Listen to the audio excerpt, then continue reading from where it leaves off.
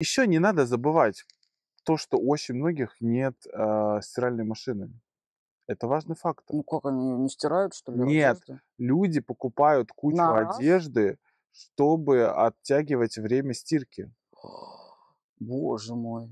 А я даже об этом не А, думала. это не моя идея, это реально так.